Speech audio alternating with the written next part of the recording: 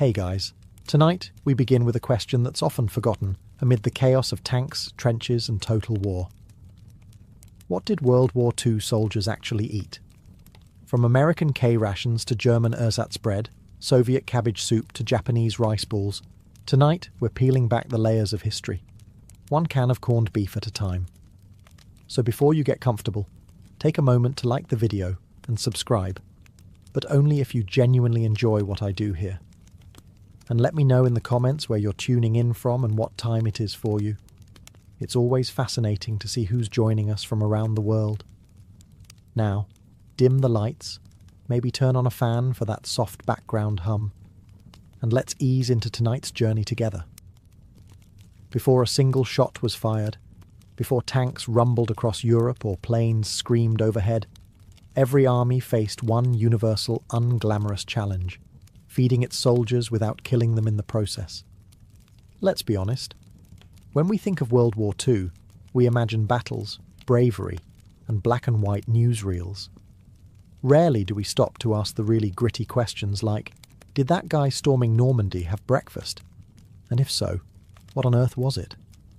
Spoiler, it wasn't pancakes. Feeding millions of men across continents wasn't just a culinary experiment. It was a logistical nightmare with a side of dysentery. Rations had to be portable, non-perishable, cheap, and preferably not make you cry after eating them. Flavour was a distant fifth priority, somewhere between won't explode if dropped and doesn't attract rats. Different nations approached the problem in different ways. The Americans tried to science their way to sustenance, producing little boxes of optimism called K rations.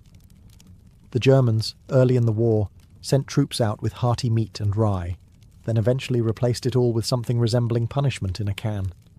The British clung to tea like it was holding the empire together. It probably was. The Soviets boiled cabbage like it was a sacred tradition.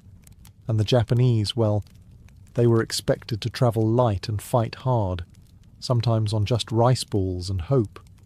Food wasn't just fuel, it was morale. A hot meal could lift spirits.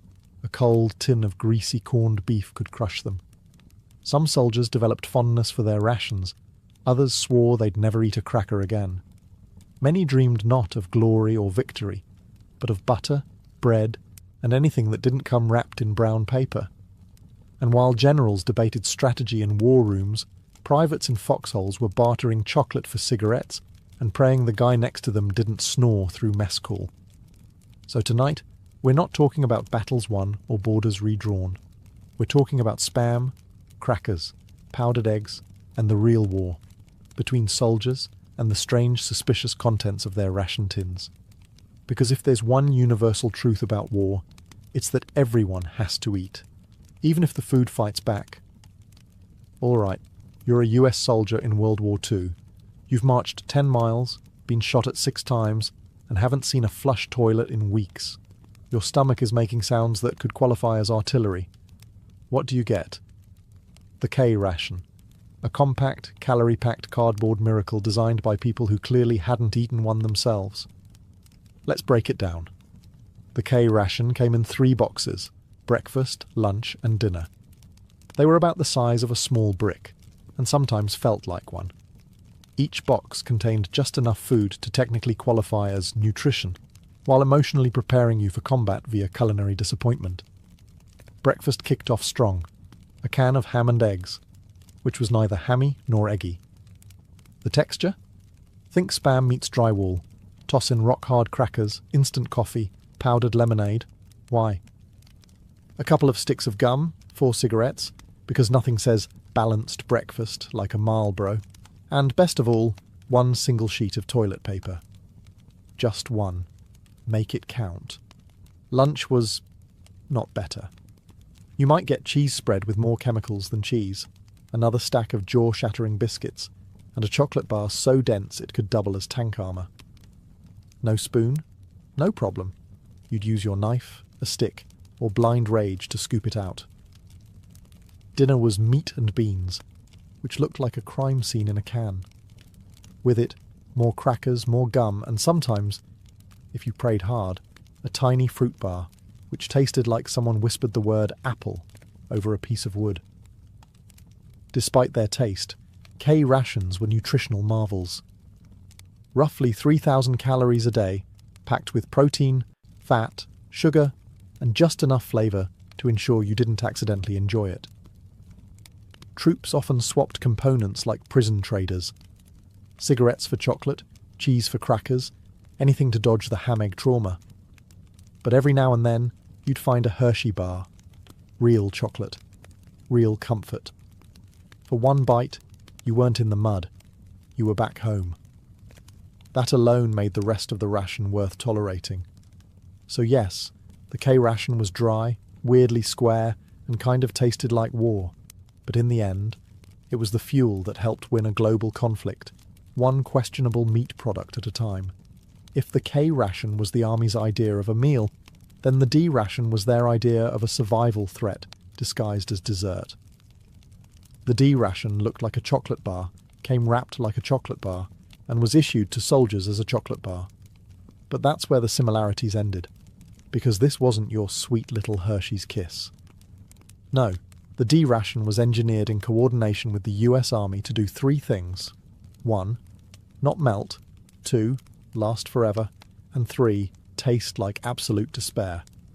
It was roughly the size of a deck of cards and dense enough to stop a bullet. In fact, some soldiers swore it had, whether in their packs or their intestines. The ingredients were technically food: chocolate, sugar, oat flour, and a little cocoa fat. The result? A brown brick that could double as a bludgeon or emergency building material. Why was it made this way? Because it had to survive the tropics, deserts, and frozen tundras without turning into goo. And the military specifically requested it be unappetizing, so soldiers wouldn't eat it unless they were actually starving. Mission accomplished. The bar was so hard that biting into it without softening it first could lead to dental emergencies. Some guys tried grating it into hot water. Others just stared at it in confusion. A few, legend says, used it to hammer tent stakes. But hey, it had calories. About 600 per bar, which could keep a man alive through a day of combat. Barely. If you were trapped behind enemy lines, or stuck in a foxhole with nothing but your rifle and bad decisions, the D ration might just save your life. Emotionally, not so much. To the Army's credit, they did eventually realise feeding troops chocolate that doubled as masonry was not great for morale. Later iterations of the D ration got slightly softer and vaguely more edible. But the damage was done. Soldiers remembered the original bar with the same fondness one remembers dental surgery. So next time you hear someone say, "Chocolate makes everything better," remember the D ration, the bar that proved them wrong. If the K ration was survival food, and the D ration was edible punishment, then the field kitchen was a soldier's only shot at eating something warm, recognisable, and only mildly soul-crushing. Field kitchens, also known as rolling misery carts, were mobile food units pulled behind trucks or horses. They were the military's attempt at fine dining on the go, and by fine, we mean not cold and in a can. These kitchens churned out industrial-sized vats of stew, beans, gravy-like substances, and enough coffee to power an infantry division through a mild existential crisis. Meals were served cafeteria-style. You'd line up with your trusty mess kit, a metal tray that looked like it belonged in a science experiment, and shuffle forward, praying the guy ahead didn't take the last ladle of something vaguely meat-coloured. The food was ladled out with military precision. One scoop for you, one suspicious stare, and on to the next, private. The menu? It depended on where you were. In Europe you might get creamed chipped beef on toast, affectionately and permanently renamed by the troops as SOS, or stuff on a shingle, though most used a less polite S word. In the Pacific, you were lucky if it wasn't just rice and hot dog fragments swimming in broth. Coffee, though, was sacred. It was strong, bitter, and brewed in quantities large enough to reanimate the dead. Soldiers drank it hot, cold, black, or with powdered milk, as long as it kept them awake and angry. The best part of the field kitchen experience? The smell. It meant food was coming. The worst part? everything else. Your food was served outdoors, often in rain, snow, or the kind of mud that had its own ecosystem. You sat on rocks, helmets, or the ground. There were no forks. There was no ambience. Just you, your friends, and a tin of beans that might be older than your commanding officer. Still, when it was hot and vaguely chewable, field kitchen food felt like heaven. It wasn't glamorous, but in a world of chaos, bullets, and K-rations, it was the closest thing to comfort food. At the start of World War II, German soldiers marched into battle with swagger, clean uniforms, and something shockingly rare in wartime logistics: actual food that resembled real meals. The early war Wehrmacht ration was downright luxurious compared to what most other armies were choking down. A standard soldier's pack included rye bread, sausages, butter, cheese, canned meats, marmalade, and coffee. Well, ersatz coffee, which we'll discuss later with the disgust it deserves. Each soldier was expected to carry his own food for a couple of days. A noble idea, until you realised how much weight that was once you added rifles, ammunition, grenades, and frostbite. Still, German rations were built around the concept of 3 hot meals a day, with field kitchens trailing behind like slightly overworked food trucks. Breakfast could be dark rye bread with jam or butter, plus that roasted acorn faux coffee. Lunch? Tinned meat, cheese, and maybe a boiled potato or 3. Dinner, if you were lucky and not actively being shelled, might be soup or stew made from whatever was still moving that morning. Sausage, especially Mettwurst and Leberwurst, was a staple. It was easy to transport, packed with protein, and vaguely comforting. Also, incredibly smelly in a sealed tin, which made every trench a blend of iron, sweat, and spicy pork aroma. And of course, Germans had bread. Good bread, real bread. Soldiers often reminisced more about losing access to proper bread than about losing a warm bed. One Wehrmacht veteran described ration bread as the only softness in an otherwise very sharp war. Field kitchens backed this system up, churning out steaming pots of stews, boiled meats and dumplings when possible. Morale was high, stomachs were relatively full, and German efficiency seemed unstoppable. But, and there's always a but, this early golden age of German rations wouldn't last. As the war expanded and supply lines stretched thin, the sausage turned sour, the bread got stale, and the once proud field kitchens were left stranded in frozen forests with nothing but frozen potatoes and patriotic memories. Still, for a brief, bratwurst-filled moment, the average German soldier had something precious in war. Warm food, decent coffee substitutes, and the illusion that this whole thing might be over by Christmas. As World War II dragged on and Hitler's dream of blitzkrieg glory turned into a logistical nightmare, German rations took a sharp turn, straight into the land of ersatz, a German word that basically means imitation. Or more accurately, this isn't food, but we're calling it that anyway. By 1942, things were getting creative. Real coffee? Gone. In came Ersatzkaffee, a charming blend of roasted acorns, chicory, sugar beet, or barley. It smelled like despair and tasted like something brewed in an old boot. It technically resembled coffee, if you'd never had coffee before and were very forgiving. Bread? Once dark, hearty, and soul-sustaining, it was now packed with fillers. Sawdust, straw flour, potato starch, and whatever else they could legally grind into powder. You might still call it bread, but your teeth would disagree. Some soldiers joked it doubled as helmet padding. Butter disappeared too, replaced by ersatz margarine, a pale, tasteless grease that was somehow both oily and chalky. Meat became a memory. Cans of meat product started showing up. Labels didn't specify the animal, and honestly, it was better not to ask. Even sausages, that sacred pillar of German cuisine, were diluted. Horse meat entered the mix. Then turnip filler. Eventually, some sausages were up to 40% plant material. Imagine biting into a bratwurst and getting a mouthful of damp newspaper. Welcome to the Reich's culinary downfall. The problem wasn't just taste. These ersatz rations lacked nutrients, calories, and morale. Troops in the east were burning thousands of calories in sub-zero weather and getting food that couldn't even sustain a dachshund. Starvation, sickness, and desperation followed.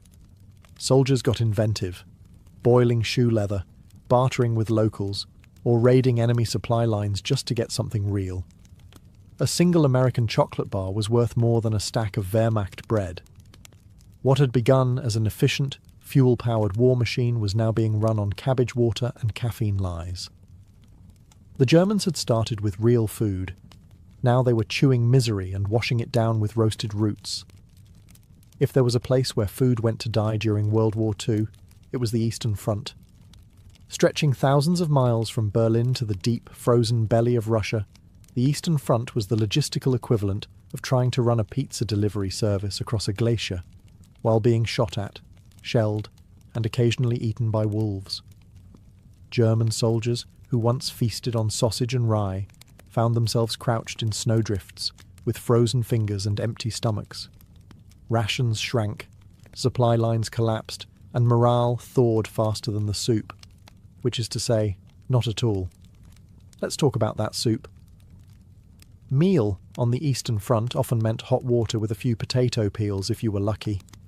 If you weren't, it was just water, frozen solid by the time it got to you. Bread? It arrived mouldy or not at all.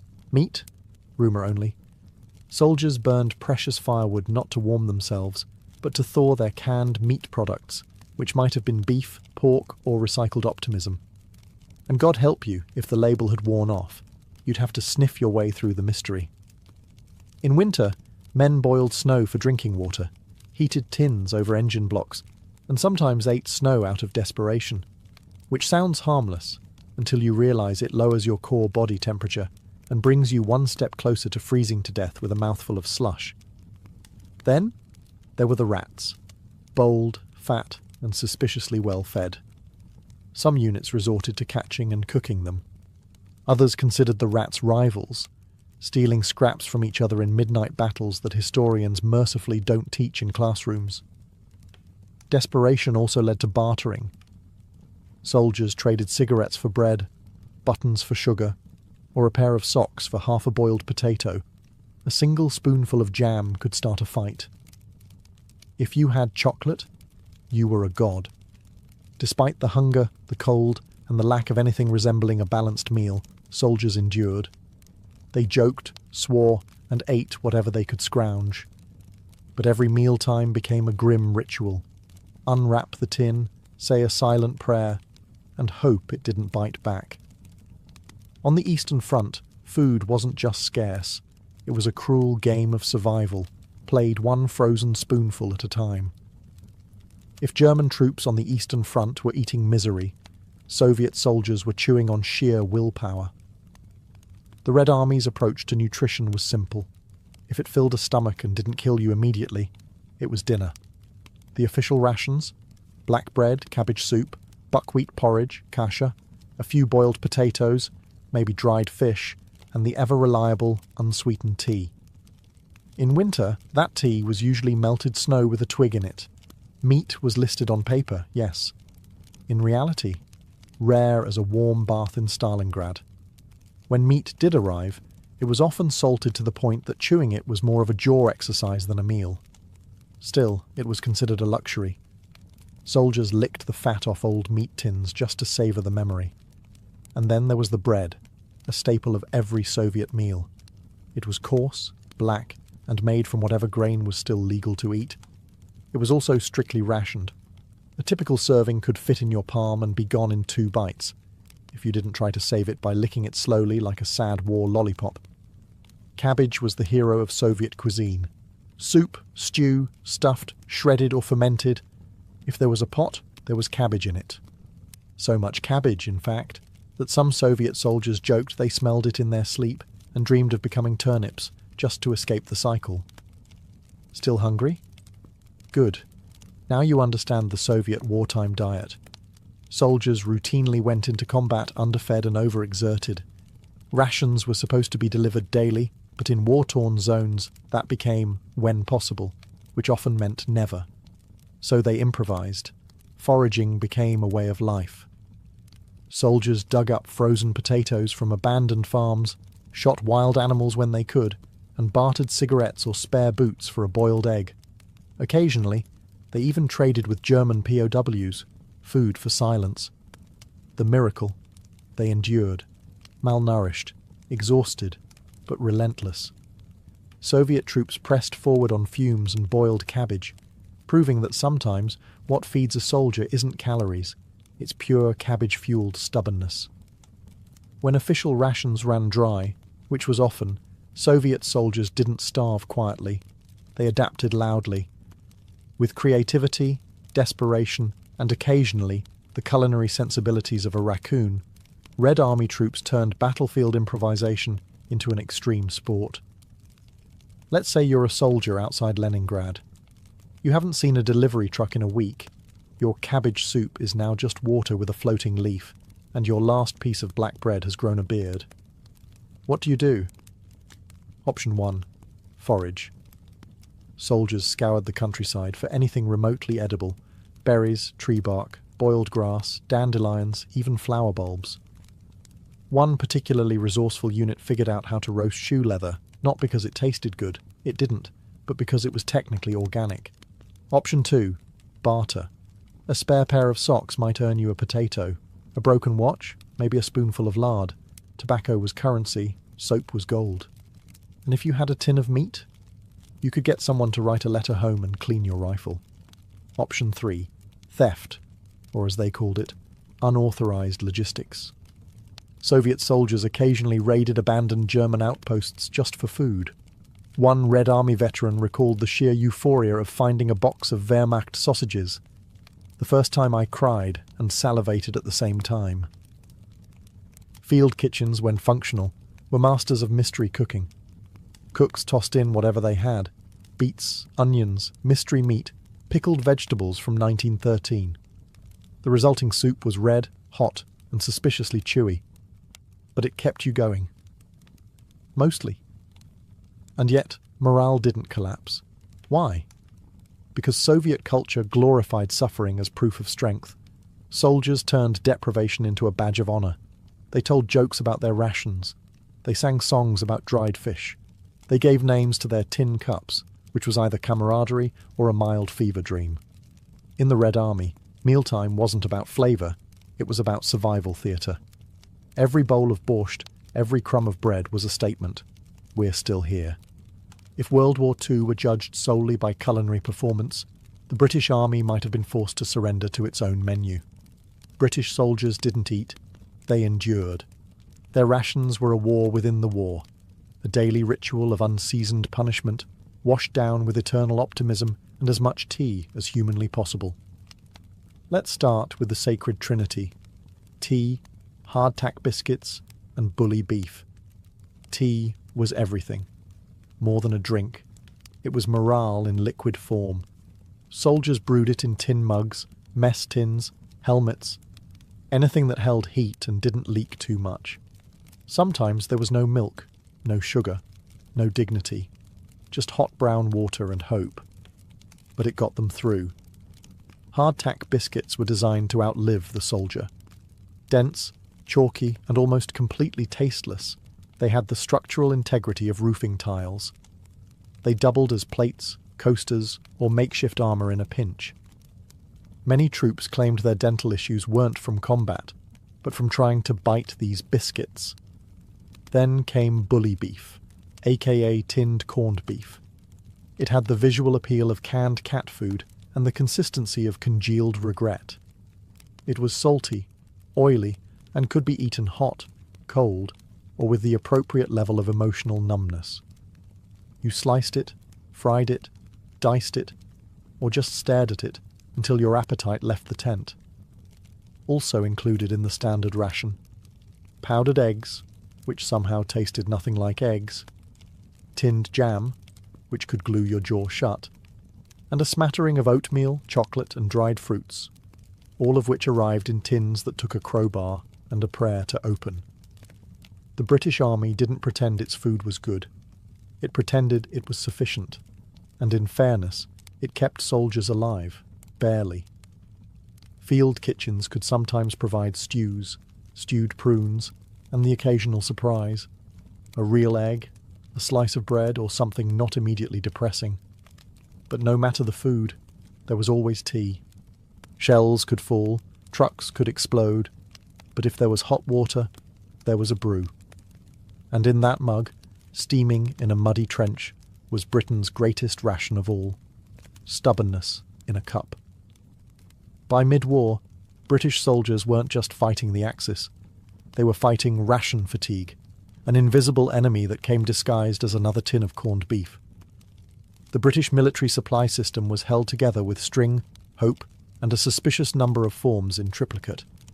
Fighting across multiple continents, from North Africa to Italy to the jungles of Burma, meant rations got weirder the farther you were from London, and colder, and often squishier.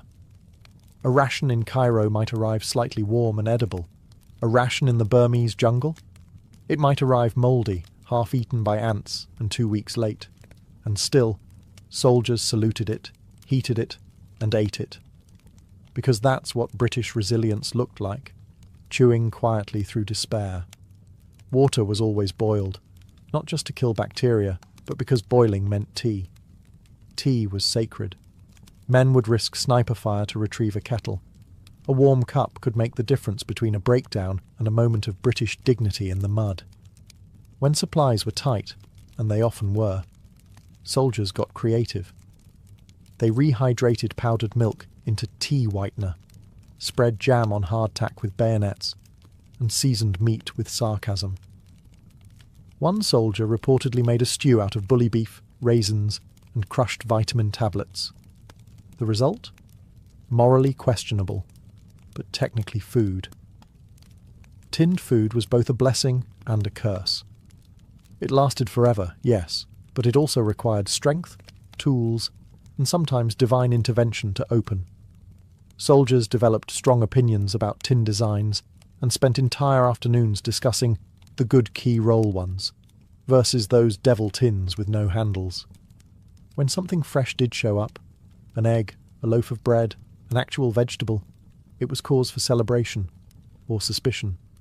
One soldier, upon receiving a fresh tomato, stared at it for an hour before deciding to keep it as a pet.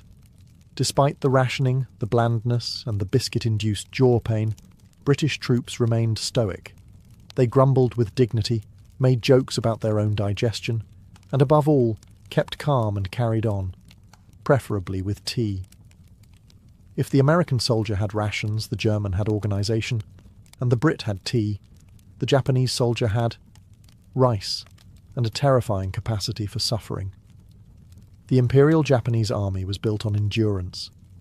Soldiers were taught that self-denial was noble, and that hunger was part of their duty, which was convenient because most of them were perpetually starving. The standard Japanese field ration wasn't so much a meal as it was a polite suggestion. A typical pack contained white rice, barley, dried fish, pickled plums, umeboshi, soy sauce concentrate, and maybe a few hard candies. It was compact, culturally familiar, and, in the field, utterly insufficient. At first, troops set out with multi-day rations wrapped in wax paper or stored in bento-style metal tins. It looked neat, organised, thought out. And then they got to the jungle. In places like New Guinea, Burma, and Guadalcanal, the humidity turned rice into mouldy goo, rats ate through supplies, and fish went bad faster than your hopes of victory. To make matters worse, Japan's military logistics were, generously speaking, a disaster. Supply lines were stretched, bombed, blocked, or forgot to exist altogether. Many units went days, even weeks, with barely a handful of rice to split between them. Soldiers foraged, raided villages, or ate jungle plants whose nutritional value ranged from slightly helpful to hallucinate then collapse. In more desperate cases, they hunted lizards, insects, or even rats. One soldier claimed they made a soup out of boiled grass and boot leather to keep the stomach from shouting. To their credit, or perhaps horror, Japanese troops rarely complained. They believed hardship was honourable. Starving, glorious, Barefoot, inspirational, rice infested with weevils, added protein. There was, occasionally, miso paste or powdered green tea. These were prized and hoarded like wartime treasure. A teaspoon of tea could lift spirits. A pinch of salt could bring someone to tears. But overall, calories were low, suffering was high, and morale often came from sheer cultural discipline rather than what passed for a meal. The Japanese soldier wasn't just underfed, he was trained to be okay with it, and somehow many of them kept fighting. Not because of what was in their bellies, but because of what was in their minds.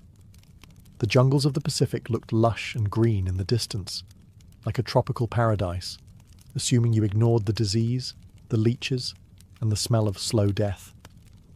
But for soldiers on both sides, especially the Japanese, the jungle wasn't a source of food. It was a leafy green death trap with humidity and attitude. Supply lines in the Pacific were notoriously unstable. Tropical storms, naval blockades, enemy ambushes, all conspired to make every delivery of rice, beans, or saltfish an act of divine luck. And when the food didn't come, the jungle was not your friend. Many Japanese units found themselves cut off from resupply for weeks. Soldiers had to rely on the land, which would have been fine if the land had any idea what they were doing. Unfortunately, the jungle was filled with plants that looked edible but weren't, animals that were edible but too fast, and insects that were not only inedible, but actively aggressive. Rations spoiled in hours. Canned goods rusted shut. Rice grew mold faster than you could light a fire. One soldier in Guadalcanal wrote, "Everything here is wet. Even my appetite is damp." What did they eat? When lucky, boiled roots, wild fruit, frogs, or jungle fowl, if they could catch it. When unlucky, tree bark, shoe leather, rotting palm stems, or water flavoured with desperation. Stories exist of soldiers boiling the same handful of rice 3 times to extract every last shred of sustenance. Others fermented what was left into a starchy, half-dead porridge known only as jungle glue. And then there were the horrifying rumours, accounts of cannibalism among starving units, especially during sieges. It wasn't widespread, but it did happen. Men driven to the edge by war, isolation, and the shrieking emptiness of their stomachs. If anything can strip away the romanticism of the Pacific theatre, it's that grim little footnote.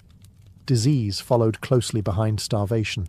Malaria, dysentery, dengue fever, all worsened by malnutrition. Soldiers dropped not from bullets, but from hunger and infection, slowly and invisibly. The jungle didn't care who you fought for. It didn't feed you. It didn't shelter you. It just waited for you to get tired, and then it ate you. War may destroy cities, but it also unlocks the culinary creativity of very hungry, very desperate people with bayonets and a single can of Spam. Across every front, soldiers didn't just eat rations, they negotiated with them. They bartered, swapped, stretched, crushed, fried, and sometimes worshipped the better parts. Food was fuel, but it was also a form of entertainment, and occasionally a mad science experiment. In American foxholes, GIs turned K-ration crackers into improvised pancakes, mixing them with powdered eggs and coffee creamer, then frying the result over a small fire. The final product tasted like despair, but warm despair, which was at least comforting. Canned cheese, melted into an oily paste over hot beans to create trench fondue. Spam, sliced, pan-fried, and stacked between biscuits to make the world's saddest sandwich. Even chewing gum found new uses, sealing leaky canteens or bribing a guy with an extra cigarette. British soldiers, armed with their indestructible hardtack and mystical jars of jam, made jam-butty sandwiches by smashing 2 biscuits together with jam until their teeth gave up. One squad in North Africa famously mixed bully beef with dried fruit and called it Desert Delight. Another named their nightly stew Stuff, because no one could identify what was in it anymore, including the cook. On the Eastern Front, Soviet soldiers used empty shell casings as soup pots, boiled cabbage in helmets, and roasted anything with legs, including once a stolen German sausage that required 3 men to defend it.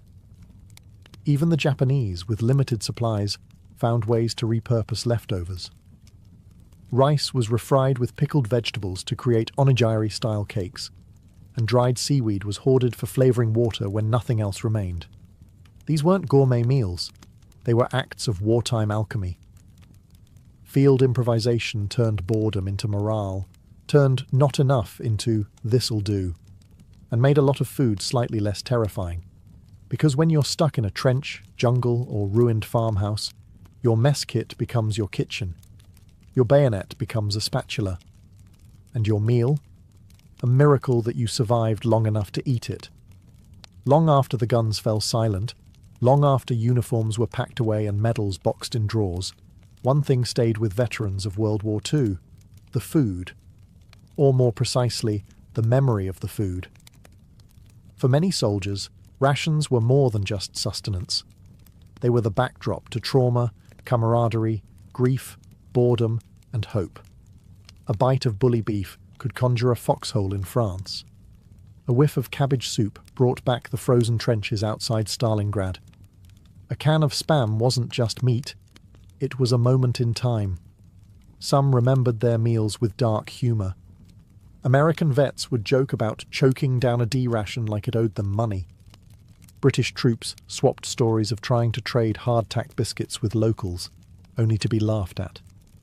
One Soviet veteran claimed he couldn't eat bread for years after the war, not because he hated it, but because it felt like sacred ground. Food marked the boundaries of war. A fresh apple meant you were near a farm. And maybe peace. A hot stew from a field kitchen meant you weren't dying that day. Even bad coffee meant someone cared enough to boil water. Then there were the care packages, those precious morale-boosting gifts from home. Chocolate bars, dried fruit, powdered milk, handwritten notes tucked beside cookies. These weren't just treats. They were emotional lifelines. Some soldiers hoarded them. Others shared them. A few rationed them out one bite at a time, stretching hope across weeks of horror. And yet, some flavours stuck around too long. Veterans joked that they could still taste the metal of the tin decades later. One GI swore he could still smell Spam every time it rained. Another insisted his nightmares occasionally starred powdered eggs. Because when you eat in war, you're not just feeding your body, you're anchoring your existence. You're trying to stay human in a world gone mad, and that means every meal, however bland or bizarre, becomes part of you. So next time you toss a snack in the microwave, think of those soldiers, cooking with firewood, bayonets, and sheer determination.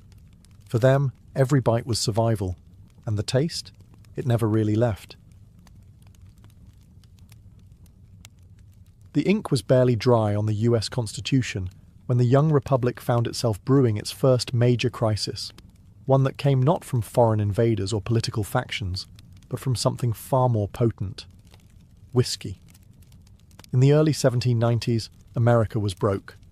The Revolutionary War had left the nation buried in debt, and the new federal government, led by President George Washington and Treasury Secretary Alexander Hamilton, needed a plan. Hamilton, ever the fiscal mastermind, proposed an excise tax on domestically produced distilled spirits, whiskey being the most common. To the urban elites and coastal merchants, it sounded reasonable. But on the western frontier, it sounded like a punch in the face from a powdered wig aristocrat. Out west, in places like western Pennsylvania, whiskey wasn't just a drink. It was currency. Farmers distilled their surplus grain into whiskey because it was easier to transport, less perishable, and far more profitable than raw crops. Bartering whiskey for goods and services was part of daily life.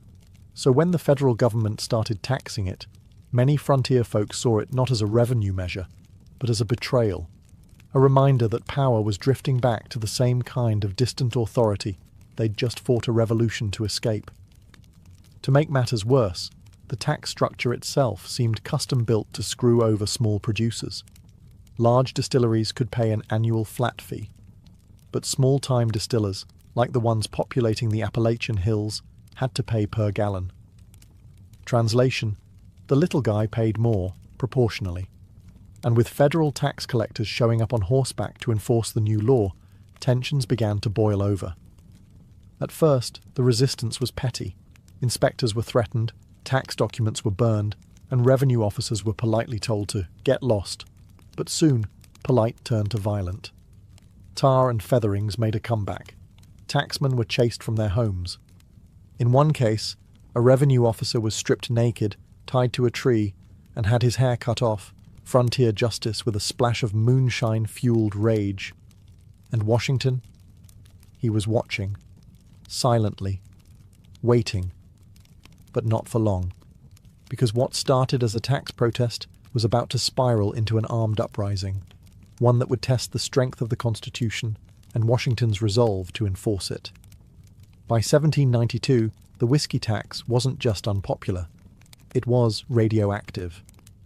In the backwoods communities of Pennsylvania, Kentucky, and Virginia, opposition was mutating from scattered grumblings into coordinated defiance.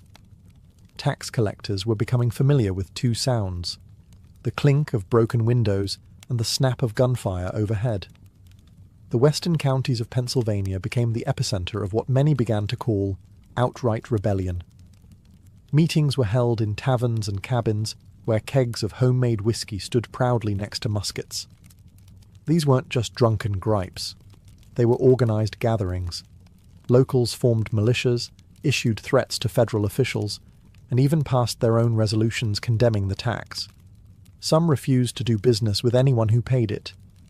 It was part protest, part mafia, with a side of corn liquor. In 1793, things escalated further. Tax collectors and sympathizers were ambushed, whipped, and humiliated. One man was captured and paraded through town with a sign reading "Coward" hung around his neck. It was like the Boston Tea Party, but drunker and with worse hygiene. The federal courts responded by issuing summonses to bring the rebels to justice. But good luck serving legal papers in a place where the local sheriff might be part of the mob. The region was effectively slipping into lawlessness. Local officials either turned a blind eye or quietly sided with the insurgents. President Washington, usually calm and measured, started gritting his false teeth. The Whiskey Rebellion was threatening not only public order, but also the legitimacy of federal law itself. If the government couldn't enforce its own taxes, then what was the point of a constitution? What was the point of government? Still, Washington didn't rush. He sent federal commissioners to negotiate with the rebels, but it was like trying to serve tea at a bar fight. The rebels had already formed committees, held conventions, and in some cases talked about full-on secession. They saw themselves not as criminals, but as patriots standing up to tyranny. Meanwhile, Hamilton, ever the hawk, was whispering in Washington's ear, "You want to let these guys stomp on the Constitution? Really? After everything we just went through?" And so, Washington made a decision. One that would shock the rebels and set a historic precedent. He would raise a federal army against his own people. By 1794, the Whiskey Rebellion had become more than a backwoods tantrum. It was an outright challenge to federal authority. George Washington, who had led a revolution just a decade prior, now found himself in the bizarre position of leading an army against Americans, the very citizens he helped liberate. And this wasn't some ragtag militia. Washington called upon more than 12,000 troops, nearly 3 times the size of the force he had at the Battle of Trenton. That included state militias from Maryland, New Jersey, Virginia, and Pennsylvania. Many of these troops were volunteers, but others were voluntold. It was the largest federal force ever marshalled in the US to that point. And it wasn't going to war with the British or French. It was marching west to put down angry farmers with pitchforks and moonshine stills. Hamilton, never one to miss a dramatic moment, rode out with the army like some powdered wig version of Patton. He was thrilled. This was his big moment to show that the federal government had teeth and wasn't afraid to bite. Washington, though reluctant, knew the stakes. The rebellion wasn't just about booze. It was about whether the United States could function as a nation under law. If the rebels could scare off tax collectors and defy Congress without consequences, then the Constitution might as well be used for kindling. So, for the first and only time in American history, a sitting president led troops in the field. Imagine the scene. The most famous man in America, astride a horse, riding westward through the Allegheny Mountains, not to inspire revolution, but to crush one. His presence sent a chilling message. Rebellion would be met not with pamphlets, but with bayonets. When the army approached the heart of rebel territory in western Pennsylvania, the response was disappointing. The rebels, who had talked big in taverns and torched a few tacksmen's houses, suddenly remembered they had chores to do. Most of the ringleaders vanished. Others fled into the woods or took the I don't know nothing about nothing defense. There would be no great battle, no climactic showdown. The army had marched hundreds of miles to confront a rebellion that fizzled like flat cider. But Washington's message was loud and clear. The federal government was no joke. With the rebellion smothered before a single shot was fired in return, the soldiers turned around and headed home, and so did George Washington. But now came the mop-up. Arrests, trials and justice, federal style. A handful of rebel leaders were captured, though leaders might be generous. Many of the more radical agitators had slipped away into the wilderness. What remained were a few unlucky men who got caught by bad timing or bad hiding spots. 20 were eventually brought to Philadelphia to stand trial for treason. The trials, however, didn't unfold like Hamilton might have dreamed. Evidence was spotty. Witnesses were afraid to testify. And the jury, composed of their fellow Pennsylvanians, wasn't exactly keen on throwing their neighbours into a noose. In the end, only 2 men were convicted of treason, and even that verdict came with a side of scepticism. These weren't dangerous warlords. They were poor farmers who had made poor decisions, and Washington, no stranger to rebellion himself, chose mercy over vengeance. In a move that stunned some and reassured others, he pardoned both men. His message? Yes, the government would enforce the law, but it would not become a tyrant in the process. This act of clemency turned out to be as important as the show of force itself. Washington had demonstrated strength, but he also showed restraint. The federal government wasn't going to crush people under its heel like a monarchy might have. Instead, it would lead by law, tempered with justice. Meanwhile, Hamilton grumbled. He wanted more heads to roll, metaphorically, if not literally. He saw the rebellion as proof that the common folk couldn't be trusted with too much freedom, especially not with whiskey involved. But Washington understood the deeper game. Legitimacy didn't come from cracking skulls. It came from showing that the new republic could balance authority with compassion. The rebellion was over, but the precedent it set would echo for generations. The US had passed its first real test of federal authority, and it didn't collapse into chaos. Still, questions remained. Would future presidents use the same logic? Would mercy always follow power? And most of all, was this the end of frontier rebellion? Or just the beginning? The guns were holstered, the rebels pardoned, and the whiskey stills quietly resumed bubbling in the hills. But politically, the Whiskey Rebellion left a hangover that would last for years. The event had proven that the federal government had the power to enforce its laws, but it also lit the fuse on deep political divisions that were already smouldering beneath the surface.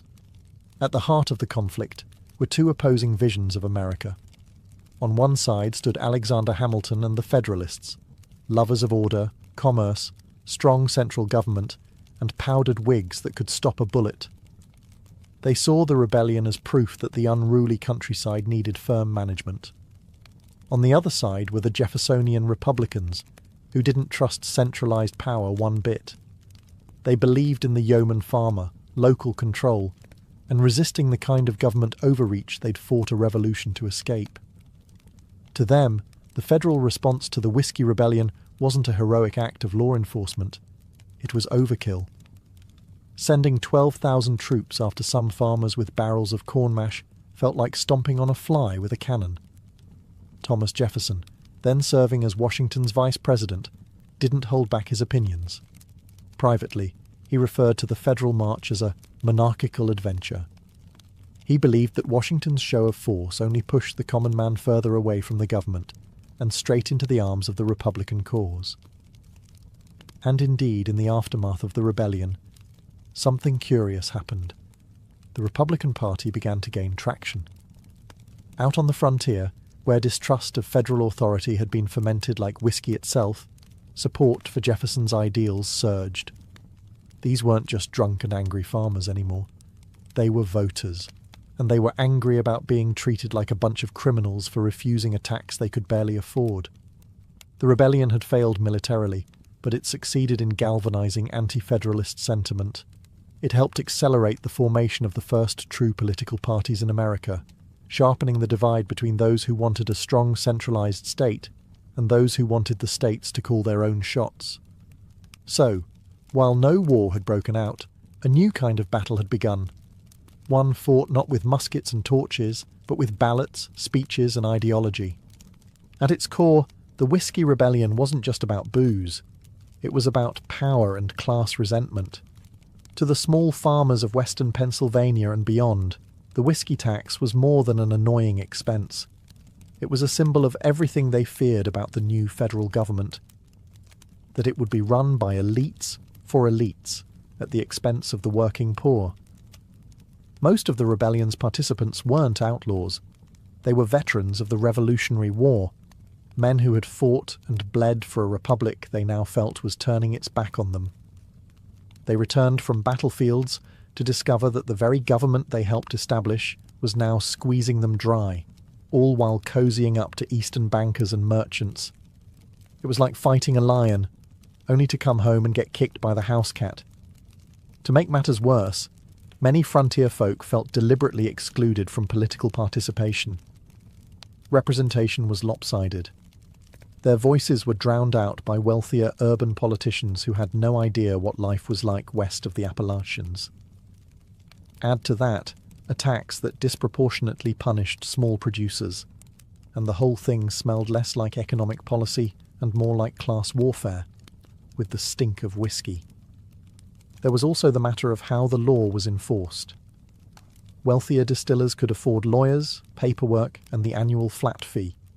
The poor guy with 1 still and 6 barrels of mash? He got a federal marshal and a potential prison sentence. The optics were terrible, and the anger was real. In this way, the rebellion was an early warning sign. Class tension wasn't going to disappear just because America had a constitution. If anything, the struggle between wealthy power centers and rural working communities was baked into the cake. The Whiskey Rebellion was just the first slice. Interestingly, some of the most radical rebels even adopted the language of the French Revolution, which was happening around the same time. They spoke of liberty, tyranny, and the rights of man. To Washington and Hamilton, that kind of rhetoric was terrifying. The last thing they wanted was a Paris-style bloodbath spilling into the Ohio Valley. But to the whiskey rebels, those words weren't dangerous. They were a promise, one they felt had already been broken. George Washington's decision to personally lead troops into western Pennsylvania was as bold as it was risky. At the time, many Americans saw the presidency as a somewhat distant, almost ceremonial role, a sort of executive moderator for a government still figuring itself out. But with this march, Washington shattered that image. He was no passive figurehead. He was an active enforcer of federal power. For Washington, the Whiskey Rebellion was a test, not just of law and order, but of the very legitimacy of the federal system. He had helped design the Constitution, and now he was putting it to work. If he failed, if he allowed violence and intimidation to override legislation, the whole project might unravel. 13 separate states could quickly decide they were better off going their own way. The rebellion, in that light, wasn't just a backwoods tantrum. It was the canary in the Democratic coal mine. Washington's personal involvement added enormous weight. His reputation was nearly mythical. He was the father of his country, a man revered by veterans, respected by citizens, and feared by enemies. When word spread that Washington himself was riding west, many rebels melted into the landscape. Some couldn't believe it. Washington was the hero of liberty. Now he was marching on citizens over whiskey. But the gamble paid off. Washington didn't need to fire a single shot to win. His presence alone restored order, and he knew when to stop. Once the rebellion dissolved, he withdrew. He didn't occupy the region, didn't punish the masses, didn't turn it into a show trial. He just reminded everyone, firmly, that the law was not optional. Yet not everyone applauded. Some, especially in the Jeffersonian camp, accused Washington of using military force to silence legitimate political dissent. They painted the march as an overreaction, a flex of executive muscle that could have turned ugly fast. Even some Federalists worried. What precedent had just been set? Still, the rebellion's swift collapse allowed Washington to exit the presidency on a high note. He had enforced the law without becoming a tyrant. He had shown strength without cruelty. But quietly, Washington understood. This wouldn't be the last time America's unity would be tested. And next time, the outcome might not be so bloodless. Although the Whiskey Rebellion ended with barely a whimper, its echoes rippled far and wide, politically, legally, and culturally. In hindsight, this dusty conflict over distilled grain was one of the most important constitutional stress tests in US history. First, it set a critical precedent. The federal government had the right and the ability to enforce its laws, even in the face of violent opposition. Before this, the Constitution had been more theory than reality. The Articles of Confederation had shown how weak and toothless a decentralized government could be, and now the Constitution, with Washington's boots on the ground, flexed its newfound muscles. But with that power came a lingering fear. Many Americans, especially in rural areas, began to see the federal government not as a representative of their will, but as a distant, eastern elite that didn't understand or care about frontier life. The very same people who had once cheered the revolution now whispered about oppression from Philadelphia and New York instead of London. Culturally, the Whiskey Rebellion became legend in the Appalachian Hills. Stories were passed down of brave distillers standing up to federal agents. Some were exaggerated, some romanticized, but all carried the same message. Government doesn't always have your back.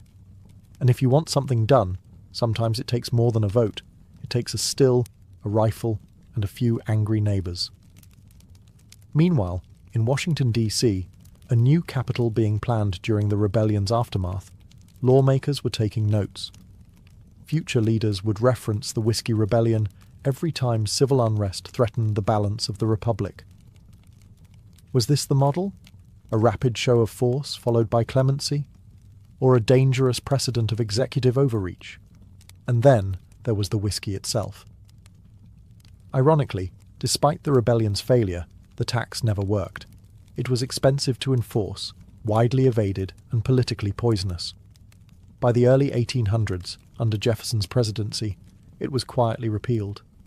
The rebels lost the battle, but in some twisted way, they'd won the war of public opinion. The frontier didn't forget. Neither did the government. And future presidents would face their own rebellions, both large and small, with the ghost of 1794 riding just behind them, reminding them that order is fragile, and that the Republic is always one barrel away from boiling over. The Whiskey Rebellion may seem like a curious footnote today, a quirky chapter in the early American story, but its legacy remains surprisingly alive, swirling like vapor off a still, influencing everything from presidential power to rural resistance. For one, it showed the American people that the Constitution wasn't just parchment and promises, it had muscle. This was the first time the federal government enforced a domestic law with troops, and the fact that it did so under the personal leadership of George Washington gave it historical gravity. Every president since has inherited that precedent. Lincoln, Eisenhower, even recent presidents deploying the National Guard during domestic unrest, all trace a faint line back to 1794 and a president on horseback. The rebellion also injected lasting skepticism into the heart of American politics. Frontier distrust of centralized government became a core part of US political identity. It didn't matter that the rebellion failed. It proved to millions that distant elites could and would flex their power when it suited them. That spirit of rural defiance? You can still hear it in anti-tax protests, states' rights arguments, and the deep American love of local control. In short, the rebellion planted seeds of resistance that never quite died out. They just fermented. Whiskey itself, believe it or not, also reaped a strange legacy. Far from being demonized, it became a symbol of independence and grit. The very substance that sparked a rebellion is now toasted in bars as a proud American tradition. In fact, the American whiskey industry, especially bourbon and rye, wears its rebellious roots like a badge of honor. You'll find distilleries named after rebellion leaders, bottles designed to evoke frontier spirit, and slogans that practically dare the IRS to come knocking again. And finally, the event taught a young country something fundamental. How it responds to dissent says everything about its identity. Washington chose both force and forgiveness. That balance, power tempered by principle, became a cornerstone of the American ideal. Not always followed, of course, but always referenced. So next time you raise a glass of bourbon or rye, remember, it's not just liquor in that bottle. It's a story of power, protest, and a young republic figuring out what kind of country it was going to be. Cheers to the rebellion that helped define a nation. Around 1754 BCE, King Hammurabi of Babylon etched his now famous code into a massive basalt stele, a towering legal monolith meant to awe subjects and assert divine justice. It's one of the earliest known attempts to formalize laws in human history, but buried within its 282 articles lies something just as ancient as law itself: the regulation of women. In Hammurabi's Babylon, a woman wasn't just a person, she was a role: daughter, wife, widow, mother. Each of those roles came with a legal definition, a social expectation, and if things went sideways, a punishment. For example, take marriage. Women could be married off by their fathers, essentially transferred from one household to another. Once married, a woman was expected to be faithful. If she was accused of adultery, both she and her alleged lover could be bound and thrown into a river. That's not metaphor. That's literally what the text prescribes. However, if her husband decided to spare her life, the court often agreed. Romantic, in a grim sort of way. Meanwhile, if a man cheated on his wife, Hammurabi didn't seem all that concerned. Male infidelity wasn't exactly headline news in Mesopotamia. The imbalance was stark. Female honor was family honor, while male honor was more flexible. But not all the laws were oppressive. Some provisions offered women surprising protections, especially widows. A widow had the right to remain in her late husband's house and manage his property until her sons came of age. If there were no sons, she could even inherit directly. In that way, Hammurabi's code recognized a woman's capacity for financial and legal responsibility, but only within the strict bounds of family structure. There were also laws about divorce. A woman could leave her husband if he was cruel or neglectful, but proving it was no small task. If her claims couldn't be verified, she could be branded a liar and punished severely. Justice wasn't blind. It just squinted harder when the accused wore a veil. So, what did Hammurabi's code teach us about women in ancient Babylon? That they weren't invisible? Far from it. They were named, categorized, judged, and occasionally protected, but always through the lens of control. Law gave them a place, but rarely the power to shape it. Travel a few hundred miles west from Babylon, and fast forward a few centuries, and you arrive in ancient Egypt, a civilization where the scales of justice were personified by Ma'at, the goddess of truth, balance, and cosmic order. And unlike many of their neighbours, the Egyptians had a surprisingly progressive view, at least on paper, when it came to women's legal rights. Egyptian women, whether rich or poor, had the legal right to own property, inherit land, sue and be sued, and even initiate divorce. These weren't just theoretical rights etched on tomb walls. They were practiced, particularly in urban centres like Thebes and Memphis. Women could enter contracts, serve as witnesses, and leave wills. A woman could run a business, lend money, or purchase slaves and livestock. In short, Egyptian law recognized women as legal individuals, not just extensions of their husbands. This autonomy might seem ahead of its time, and in many ways it was. Women weren't locked out of temples or courts. In fact, priestesses played important legal and ritual roles, and some even served as judges or scribes. Legal documents from the New Kingdom show women filing complaints against male relatives and winning. But, and there's always a but, this relative legal freedom came with social constraints. Most women still lived under the authority of a father or husband, and while they could own land, they were often expected to pass it down through male heirs. The law said yes, but society often said not quite. Marriage, though not a religious institution in Egypt, was still legally binding. Husbands and wives could divorce for reasons as varied as infertility, infidelity, or even emotional incompatibility. Divorce didn't carry a social stigma, and children were usually cared for by the mother, who retained rights to her dowry and often received additional property. Punishment under the law was theoretically equal, but practically speaking, class and connections mattered far more than gender. A noblewoman could get away with things that would send a peasant woman straight to the crocodiles. Literally.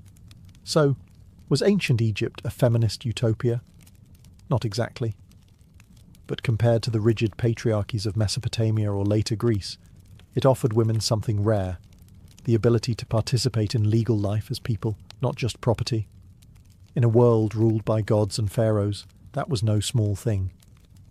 In ancient India, the legal world of women was governed by Dharma, the moral and social order at the heart of Hindu philosophy.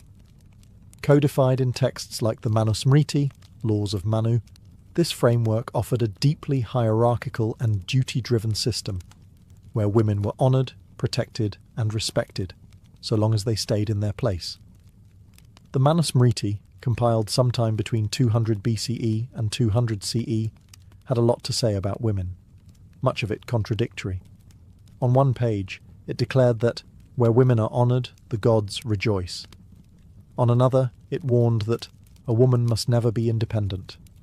The tone swung between reverence and restriction, between divine praise and domestic captivity. Women were legally bound to male guardians throughout their lives: father during childhood, husband during marriage, and sons during widowhood. This triad of male control wasn't just cultural, it was encoded into law. Autonomy was not the ideal, obedience was.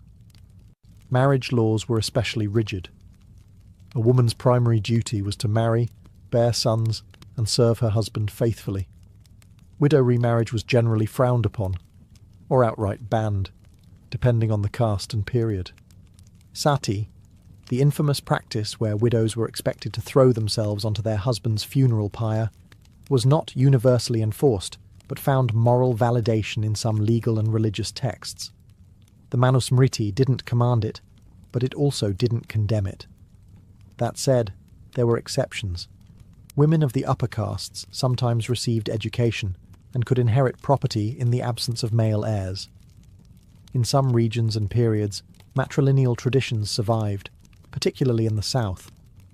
Women could serve as advisors, poets, and even rulers, though these were rare and usually exceptional. Divorce was rare and generally disapproved of, though certain grounds like impotence, cruelty, or abandonment were sometimes recognized. Still, it was the man who had more legal freedom to cast aside a marriage. Punishments, too, were gendered. A woman caught in adultery could be disfigured or outcast. A man, he might get a fine or a slap on the wrist if he had high status. In short, ancient Hindu law wrapped women in layers of veneration and restriction. They were sacred, but sacred like a temple statue, not like a free citizen, revered but rarely empowered. When we think of ancient Greece, we often imagine democracy, philosophy, and drama. But for half the population, women, the legal system was less about ideals and more about invisibility. Especially in classical Athens, women were legally seen not as individuals, but as permanent minors, bound to the guardianship of their nearest male relative for life. In Athenian law, women couldn't vote, own property independently, or represent themselves in court. They could not enter contracts or even leave the house without a male escort in many cases. If the Code of Hammurabi defined women as legally subordinate, Athens perfected the art of locking them out entirely. Marriage was more of a property transaction than a romantic union. A woman's kyrios, usually her father or brother, arranged her marriage, and she moved into her husband's household as part of an exchange of dowries and land. Legally, she was transferred like livestock, a living, breathing asset passed between men. And yet, paradoxically, her fidelity was of enormous legal importance. If an Athenian woman committed adultery, her husband could legally divorce her immediately, and any man caught with her could be executed. Yes, executed, without trial. The irony? Her husband could sleep with courtesans or slaves without legal repercussion. Double standards weren't just common, they were built into the legal structure. Women couldn't initiate divorce themselves, but they could return to their father's house if abandoned or mistreated. However, any legal action on their behalf had to be taken by a male relative. Even in cases of rape or assault, a woman could not bring charges. Her kyrios had to speak for her. There were exceptions. In Sparta, women enjoyed more freedom. They could own land, receive education, and walk freely. But Spartan women were the anomaly, not the rule. In most city-states, a respectable woman's name was supposed to be spoken as little as possible. The ideal woman was modest, silent, and invisible. And yet, in the shadows of Greek law, women endured. They raised generations, managed households, and in some rare cases, wielded influence from behind the veil of legality. But officially, they weren't citizens. They were shadows in a system that prized logic and liberty, for men only. In the world of ancient Rome, the law was a powerful instrument, and like everything else Roman, it was deeply structured, hierarchical, and pragmatic. Roman women weren't equal citizens by any stretch, but compared to their Greek counterparts, they occupied a slightly more visible and legally complex space within society. At birth, a Roman woman fell under the patria potestas, or the absolute authority of her father.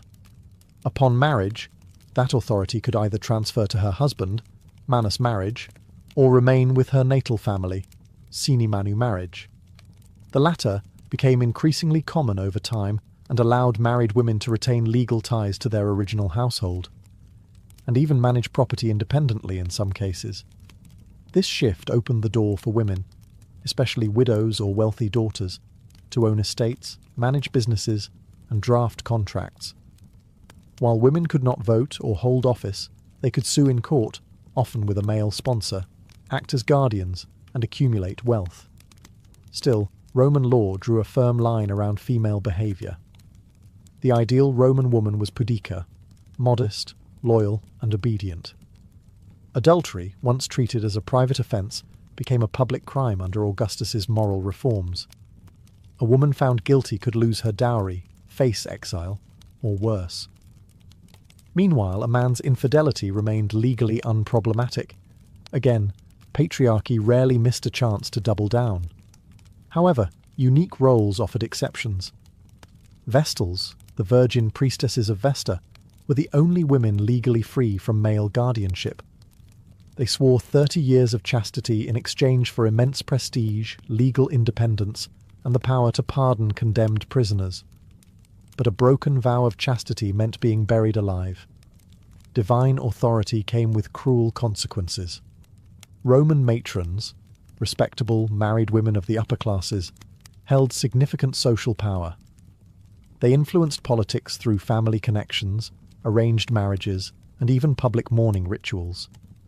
The legal system acknowledged their status through protections for property and legal mechanisms like tutela, a type of male guardianship that, by the imperial period, was often symbolic. So, while Roman women lived within a legal cage, the bars were spaced just far enough apart to allow movement, especially for those born into wealth and prestige. They were constrained, yes, but never entirely silenced. In ancient Hebrew society, law wasn't merely a civic structure, it was divine instruction. Found in the Torah and later interpreted by rabbis, these religious legal texts created a framework that governed every aspect of life, including the roles, rights, and restrictions placed on women. And like many ancient systems, the law both elevated and limited them. At the heart of Hebrew law was the family unit, with women expected to serve as the moral and spiritual backbone of the household, but always under male authority. Fathers arranged marriages. Husbands were heads of households. Sons inherited land. Daughters, by contrast, were expected to marry out and bring a dowry with them, often with no inheritance rights unless there were no sons. However, women were far from voiceless. The ketubah, a marriage contract, gave them legal security in the form of promised financial support and spelled out responsibilities in marriage. If a man failed to provide food, clothing, or intimacy, a woman could seek divorce, a rare provision in the ancient world. But she couldn't initiate it directly. A rabbinic court or her male kin had to advocate on her behalf. Adultery laws were starkly unequal. A married woman caught with another man could be stoned to death, according to Deuteronomic law. A man caught with a married woman, same punishment. But if the woman was unmarried or a slave, the rules became murkier, usually resulting in fines or marriage, depending on the social status involved. In cases of rape, the law demanded a fine and marriage to the victim, an outcome that modern readers understandably find deeply problematic. Ritual purity laws also played a massive role in how women were legally perceived. During menstruation or childbirth, women were considered ritually impure and were temporarily restricted from religious life and physical contact. These laws reinforced ideas of female otherness, not necessarily as sinful, but as symbolically set apart. And yet, the Hebrew Bible is full of strong, legally significant women. Deborah the judge, Ruth the Moabite widow who navigates the inheritance system, and Esther, who bends royal law to save her people. These women were rare, but their presence reveals that the law wasn't always airtight, and that boldness, wisdom, and faith could sometimes make space where the law had closed a door.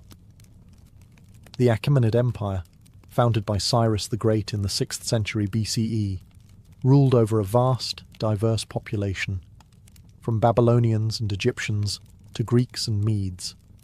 And in that sprawling empire, Persian law operated with a level of tolerance and pragmatism uncommon in many ancient societies. This legal flexibility extended, in interesting ways, to women. While Persian law wasn't codified in a single monument like Hammurabi's Code, administrative records, court documents, and inscriptions reveal that women, especially elite women, had considerable legal presence. In particular, Persian royal and noble women were among the most autonomous in the ancient world. In the royal court, women like Atossa, daughter of Cyrus the Great and mother of Xerxes, wielded immense influence. She controlled vast estates, issued commands to administrators, and appeared in imperial inscriptions, not as decorative figures, but as landowners and power players. Records from the Persepolis fortification tablets show women receiving rations, managing work crews, and overseeing production in royal estates. These weren't isolated cases. High-ranking women, especially those close to the king, had legal authority over labour and property. Marriage and family law in Persia combined local customs with overarching imperial oversight. In Persian society, women could own property, enter contracts, and inherit land, rights that were sometimes even more secure than in Greece or Rome. Dowries were legally protected, and women could reclaim them if the marriage ended. Divorce was possible for both men and women, though the process often leaned in favour of the husband, unless serious abuse or infertility could be proven. Punishment laws, however, were still gendered. Adultery was a capital offence, especially for women. But unlike in some neighbouring cultures, the method and severity of punishment varied by class.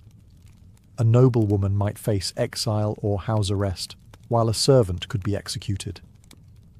The law, as always, bowed to hierarchy. Zoroastrianism, the empire's dominant religion, also influenced Persian views on women.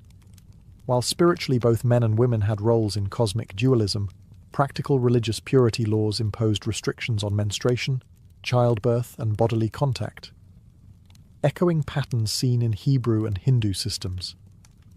In all, Persian law offered women a curious mix: freedom through rank, respect through religion, and limits through custom. The higher your status, the louder your legal voice. In ancient China, law was not just a system of rules, it was an expression of harmony, hierarchy, and Confucian morality.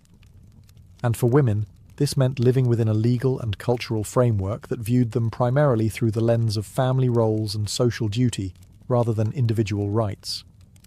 The earliest codified Chinese laws appear during the Zhou dynasty, but it was under the Han dynasty, 206 BCE, 220 CE, that legal structures began to crystallize alongside Confucian ideology. Confucian teachings emphasized the three obediences. A woman must obey her father before marriage, her husband during marriage, and her sons in widowhood. This wasn't just moral advice, it influenced actual legal expectations and societal norms. Women were legally subordinate to men in nearly all contexts. They could not hold public office, rarely appeared in court independently, and were often excluded from inheritance, especially in patrilineal families. A daughter might be cherished within the home, but the law saw her as temporary. She would eventually marry out, taking her dowry with her. Marriage was both a family alliance and a legal contract. A man could divorce his wife for reasons as broad as jealousy or illness, though he could not do so if she had no family to return to, had mourned his parents properly, or had borne him sons. Women, by contrast, had no legal power to initiate divorce unless extreme abuse could be proven, and even then, her case would likely depend on her male relatives stepping in. Adultery laws reflected strong gender bias. A woman caught cheating could be executed. A man cheating with a married woman might face punishment, but cheating with a servant or concubine, that was often overlooked entirely. Honour and legitimacy were tied tightly to the woman's womb. Still, there were exceptions. Some dynasties saw the rise of imperial women, like Empress Lu Ji and Empress Wu, who wielded immense political power, sometimes bending legal codes to suit their ambitions.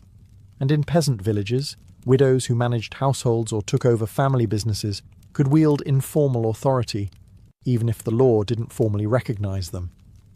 In short, ancient Chinese law saw women less as autonomous beings and more as stabilizers of familial order, vital to society's function, yet always second to the men who supposedly maintained its harmony.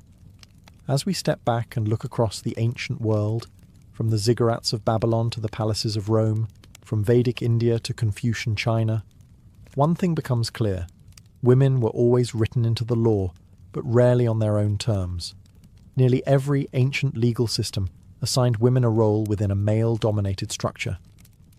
Whether in Hammurabi's code or the Manusmriti, the fundamental legal assumption was that a woman's identity was relational: daughter, wife, mother, widow.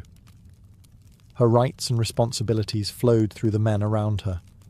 Law defined her, but it rarely empowered her. Some civilizations, like Egypt and Persia, offered women more autonomy, allowing them to own property, initiate contracts, and even inherit wealth. In these societies, noble or high-born women could carve out pockets of legal authority, sometimes rivaling their male counterparts. But such privileges were far from universal. They depended on class, family, and circumstance more than any underlying belief in gender equality. Other societies, like Greece and Rome, developed sophisticated legal systems while simultaneously fencing women out of public life. Greek women were legally invisible. Roman women had more agency, but still lived within a scaffold of male guardianship and social expectation. In China, Confucian values hardened the ideal of obedient femininity into legal expectation. The law wasn't just about punishment, it was about preserving cosmic harmony, and that meant everyone, especially women, knew their place in the social order. Similarly, In Hindu law, reverence for women coexisted uncomfortably with strict control and moral prescription. Religious laws, such as Jewish halakha or Zoroastrian purity codes, often placed women at the intersection of sacred and profane. A woman's body could bring honor or impurity, blessing or danger, depending on how closely she followed the rules. And yet, within these systems, women adapted, resisted, and endured.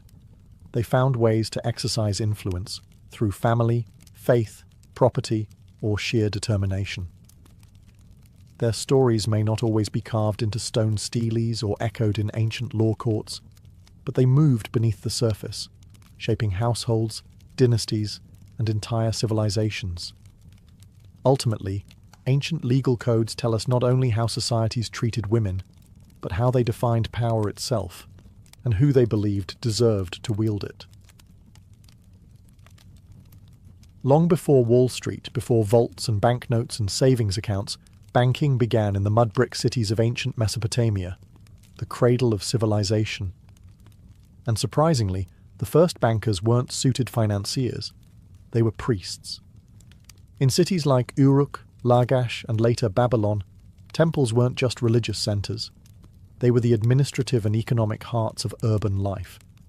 These towering ziggurats and their surrounding complexes acted as both spiritual sanctuaries and financial hubs.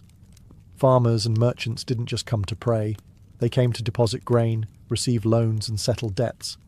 Why temples? Because they were the most stable, trusted institutions.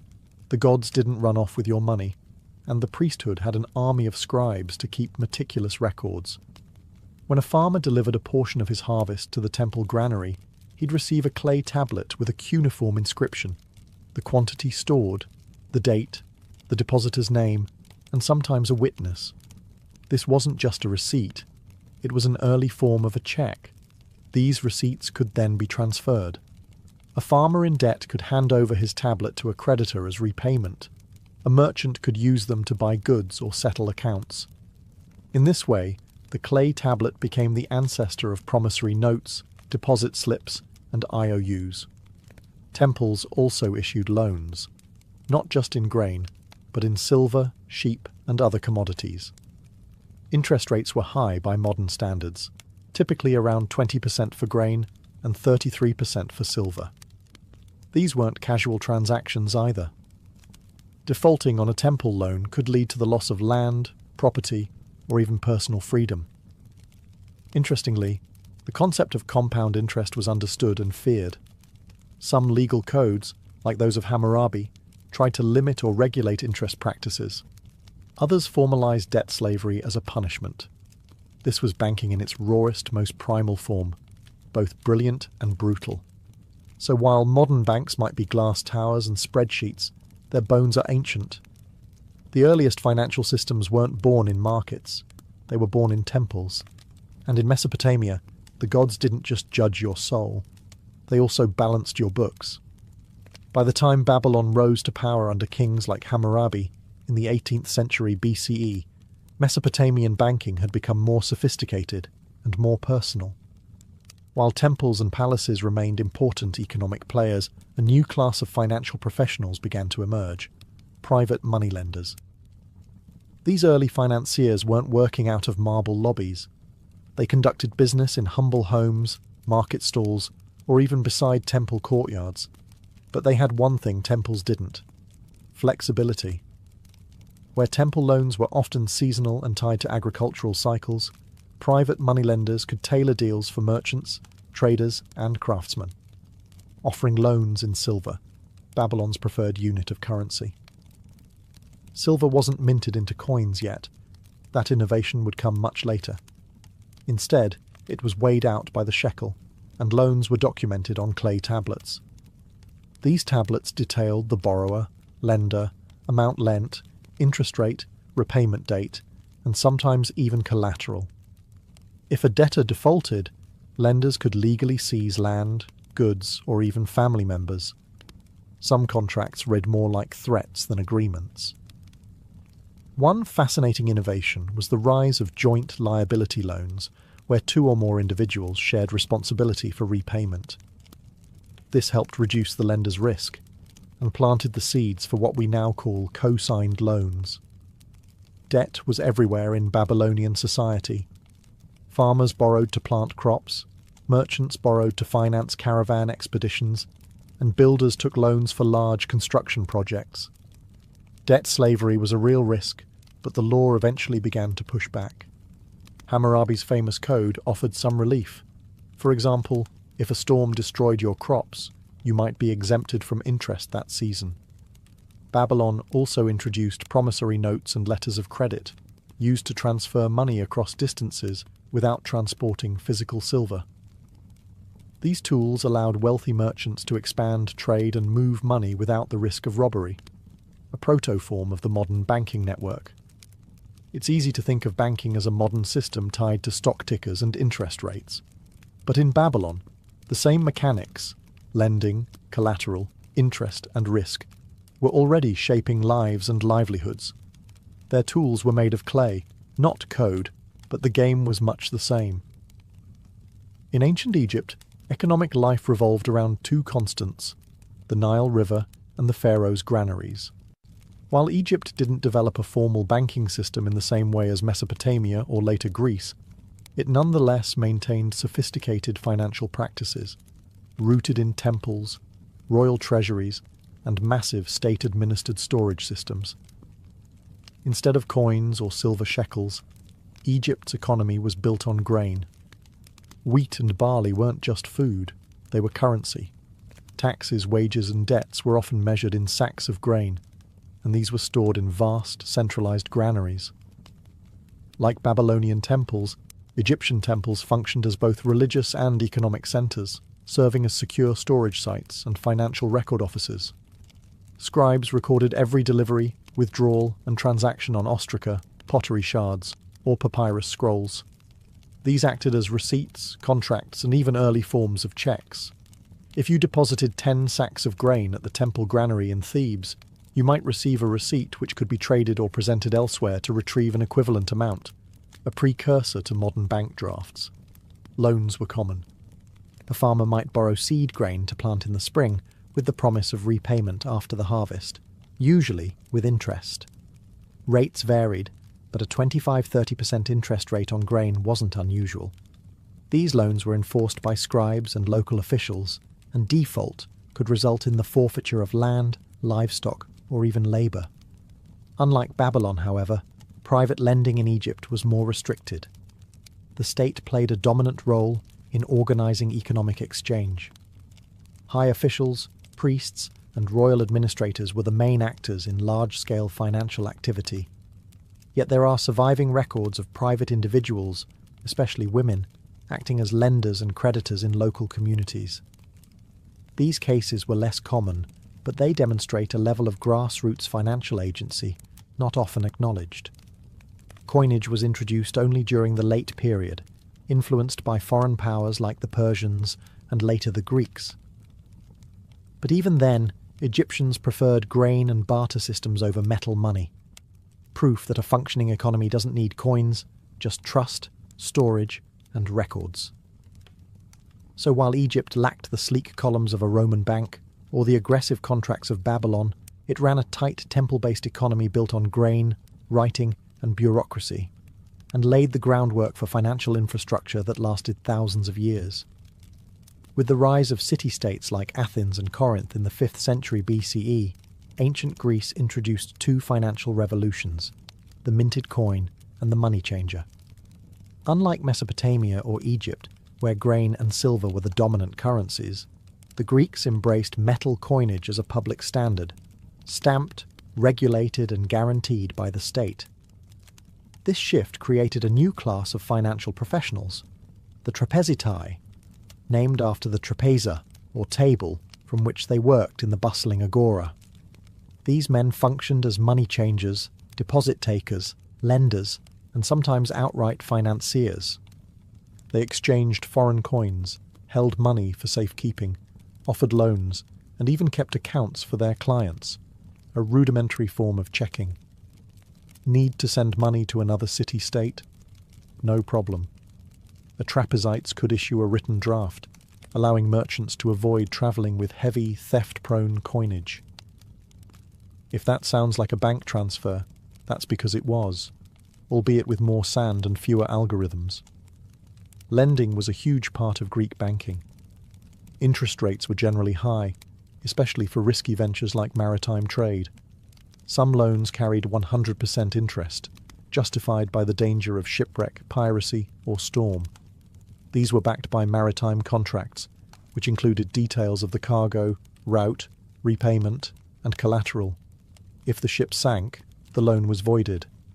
If it returned, big profits. Private citizens could also act as lenders. Wealthy Athenians often invested in smaller loans secured by property or slaves. These transactions were documented before witnesses and scribes and could be enforced in court. In fact, Greek courts were flooded with debt cases, an early sign that money, trust, and lawsuits are eternal bedfellows. And yet banks in Greece weren't formal institutions like we'd expect today. They were more like financial freelancers with serious reputations. There were no licenses, no regulation, and no government insurance. If your trapezites skipped town with your deposit, too bad. Trust was everything, and it could be shattered in a heartbeat. Despite these risks, the Greek financial world thrived. It enabled trade, supported empire building, and even bankrolled wars. In a city where logic and debate ruled, so too did contracts, ledgers, and interest rates. Ancient Greece taught us that once you stamp a coin and assign it value, the rest follows, from debt and profit to risk and ruin.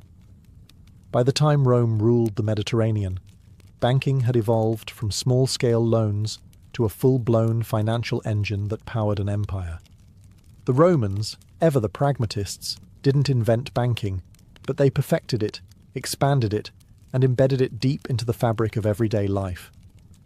At the heart of Roman finance were the Argentari, the Roman equivalent of bankers. These men operated out of tabernae, shops, near the Forum, and acted as money changers, deposit takers, lenders, and agents. They exchanged coins from across the empire, held private deposits for safekeeping, paid out loans, and even executed payments between third parties. Wealthy Romans, including senators, deposited large sums with these bankers, who kept ledgers called rationes, the ancestors of our modern account books. A client could authorize a banker to pay another person using their deposit, creating an early version of the check. Want to send money to Carthage or Alexandria? No need to pack a bag of coins. Your banker could issue a letter of credit. The real fuel behind Roman banking, however, was credit. Loans weren't just for emergencies. They were used for trade, land purchases, construction projects, even election campaigns. Lending at interest, usually around 12%, though it could be higher or lower depending on risk, was legal, though subject to regulation. Usury, the charging of excessively high interest, was frowned upon but often ignored. Collateral was key.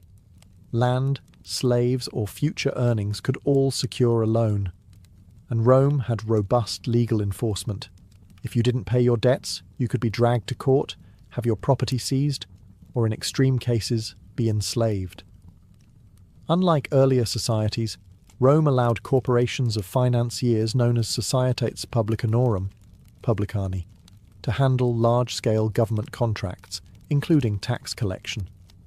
These were profit-seeking enterprises with investors, managers, and shareholders, making them eerily similar to modern banks and hedge funds.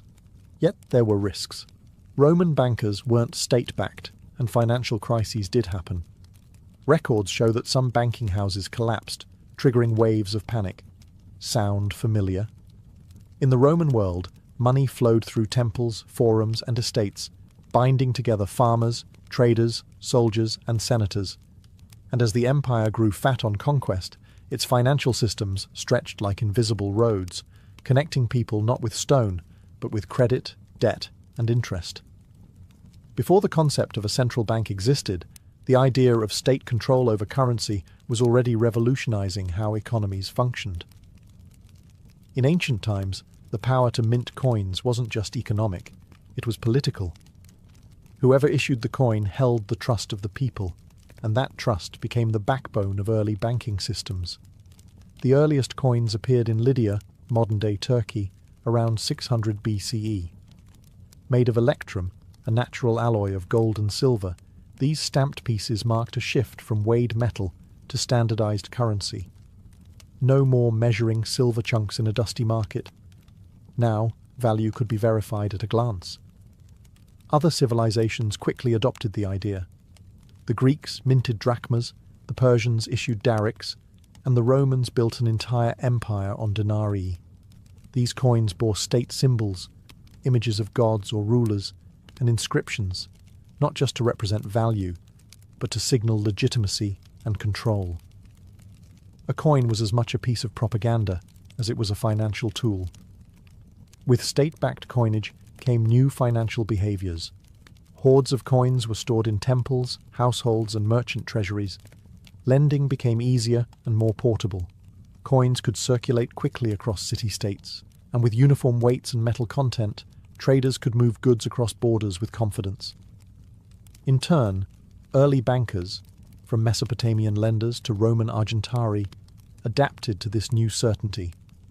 They no longer needed to test weights or purity as frequently.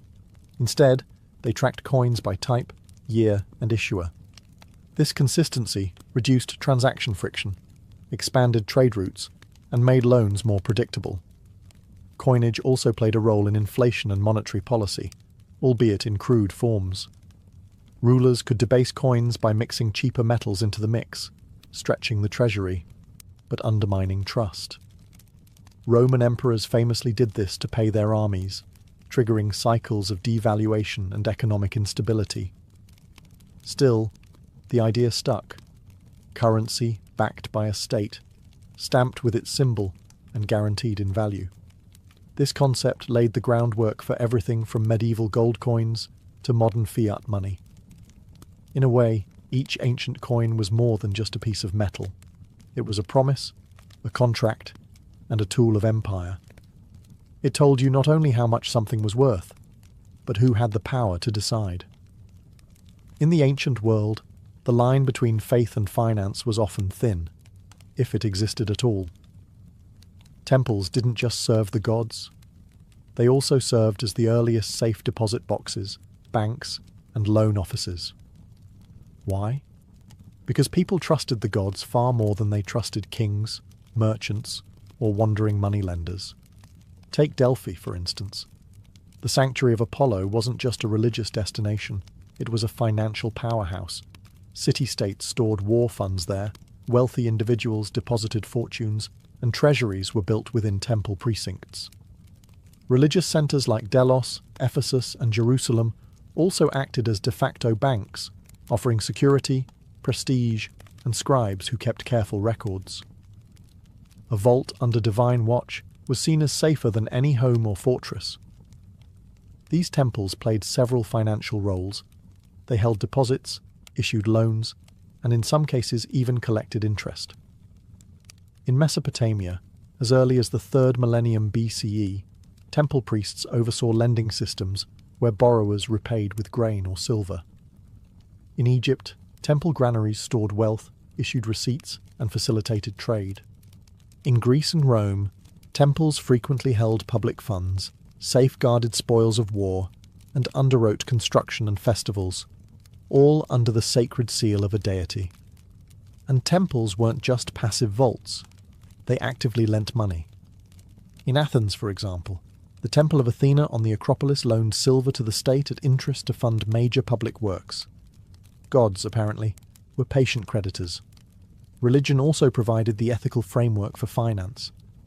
Ancient Hebrew law, for instance, prohibited charging interest to fellow Israelites, but allowed it for foreigners, a moral boundary that blended spiritual identity with economic policy. Hindu Dharma texts laid out rules for fair lending, debt repayment, and even the spiritual consequences of financial misconduct. Of course, these systems weren't without flaws. Temples could be looted in wartime, clerics could be corrupt. But for most of the ancient world, temples were the most trusted institutions, enduring, stable, and reinforced by divine fear. So when you picture ancient banking, don't just imagine dusty coins and cloaked lenders. Picture golden statues, incense and marble columns, because for thousands of years, the safest place to put your money wasn't under a mattress. It was beneath the watchful eyes of the gods. Long before the invention of credit cards or mortgage calculators, ancient economies ran on a system that was surprisingly familiar. Borrow now, pay later, with interest. Whether you were a Mesopotamian farmer, a Greek merchant, or a Roman senator, if you needed capital, you went to a lender. But the ancient rules of lending were often harsher, and the consequences of default far more personal. Interest wasn't just allowed, it was expected. In Babylon, rates were steep, 20% for grain, 33% for silver, often compounded annually. These figures weren't considered predatory, they were standard. High risk meant high reward, and borrowers understood that if the harvest failed or a caravan didn't return, they were still on the hook. Temples and private lenders alike made fortunes off these loans, and unpaid debt could lead to debt slavery or seizure of property. In ancient Greece, especially Athens, interest rates varied depending on the risk involved. The riskiest loans? Maritime loans. A lender might front silver to fund a trading voyage, knowing the ship might sink or be seized by pirates. To offset the risk, rates could soar to 100% or more. But if the ship returned safely, both merchant and lender could make a killing. The Romans added legal muscle to these arrangements. Loan contracts were written, witnessed and sealed. Collateral, land, goods, slaves, was recorded in detail. Miss a payment? Your creditor could take you to court, seize your property, or in rare cases, force you into bonded labour. Roman law set a 12% interest cap, but loopholes and exemptions made that number flexible, especially during times of economic stress. Despite the risk, borrowing was common. Farmers borrowed seed, merchants borrowed to buy goods, politicians borrowed to fund their campaigns. Lending greased the gears of ancient economies. And default was an accepted hazard. And yes, fraud and manipulation were part of the game. Lenders sometimes demanded bribes or added administrative fees. Borrowers could lie about collateral or disappear entirely. Without credit scores or banking regulations, trust and reputation were everything. In the end, ancient loans weren't just financial tools. They were power plays. To borrow was to risk more than money. It was to stake your land, your freedom, sometimes even your family, on the chance that tomorrow would be better, or at least profitable. From grain receipts in Mesopotamia to the silver ledgers of Rome, ancient banking wasn't just a footnote in economic history. It was the foundation. These early systems of deposits, loans, interest, and financial record-keeping didn't just fuel local trade. They quietly shaped the architecture of global finance. At the heart of every ancient banking system was the same challenge we face today: trust. Could people trust that the weight of silver was fair? That the grain in the temple granary wouldn't spoil or vanish? That the lender wouldn't disappear with their deposit? And out of that trust, or the desperate need for it, rose record-keeping, contracts, and ultimately institutional finance. The innovations were astonishing for their time. Ancient Babylonians developed loan contracts with fixed interest, repayment terms, and legal witnesses, all inscribed in cuneiform. Ancient Greeks pioneered letters of credit, allowing funds to be transferred between city-states without carrying coins. The Romans created bankers' associations and formalized debt enforcement in civil law, building a financial system that could stretch from Britain to Syria. Even today, echoes of ancient banking remain. The modern check evolved from Mesopotamian clay receipts. The concept of collateralized loans is rooted in Babylonian and Roman practices. Central banking and monetary policy trace their ancestry back to rulers who manipulated coin purity or temple wealth to fund armies and public projects. And what about regulation? Well, it turns out ancient societies understood financial crises all too well.